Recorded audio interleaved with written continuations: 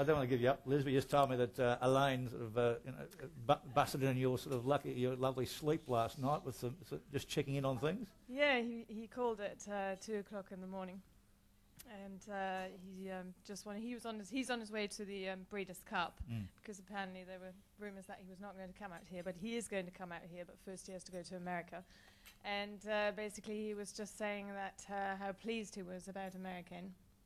He actually said he is probably in better form than he was 2 years ago, which I thought was quite a strong statement. But he basically what he was saying is that he's a fresher horse now, that he's fresher this time out than he was last time. He's more concerned about Shawadi's spot in the field, or not the lack of spot in the field. He's very concerned about Shawadi because it's a long way to come out here and then not be able to run is very disappointing.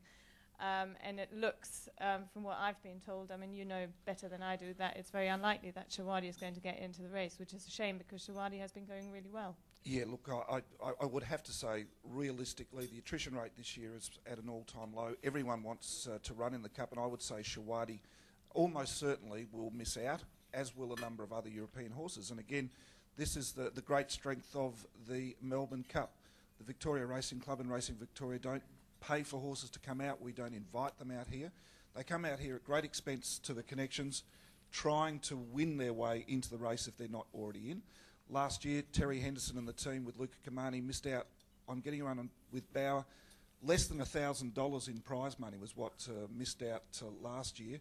And this year, I think we're going to probably have maybe five, at least 4 European horses who have come all the way here and won't get a run. And it just goes, again, to reinforce that wherever a horse is owned, trained or bred, they get into the race on merit.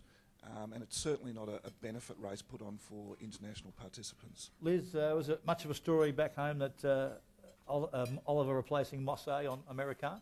Yes. It's we find it. I'm going to be honest here because it has been a subject very much discussed.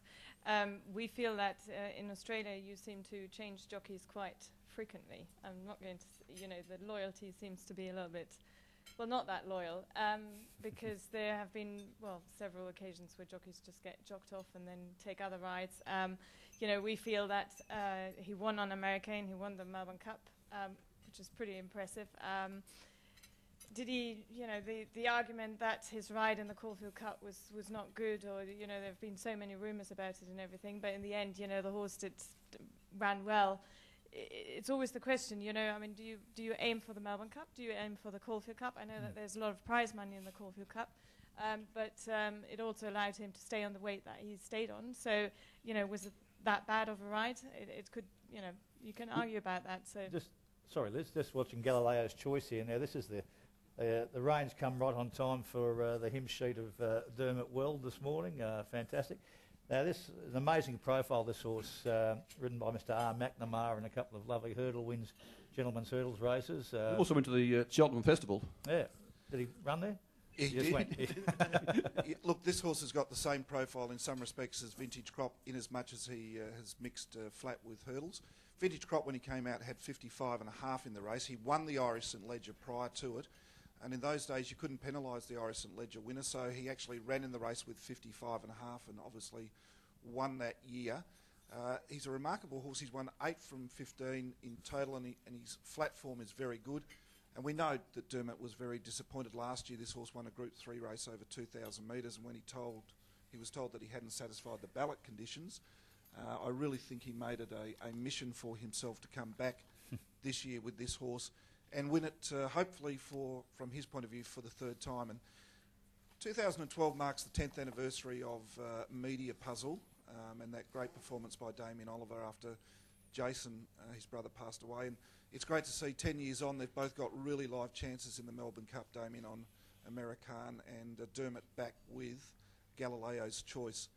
And for anyone who saw his remarkable training performance at Quipco International Day 2 weeks ago, where he produced Rite of Passage, an 8-year-old having just his, I think, 6th start on the flat. And his first for 510 days. Correct. He won the Ascot Gold Cup 2 years ago, and that was only his 3rd race on the flat, and he won a Group 1 staying race over 4,000 metres. Then he had a run last May 2011, ran 3rd in a listed race and broke down again. And Dermot produced him at International Day, and he won the staying race on the day after. Adrian says 510 days away. This horse hasn't raced for a while, but I wouldn't be worried about it.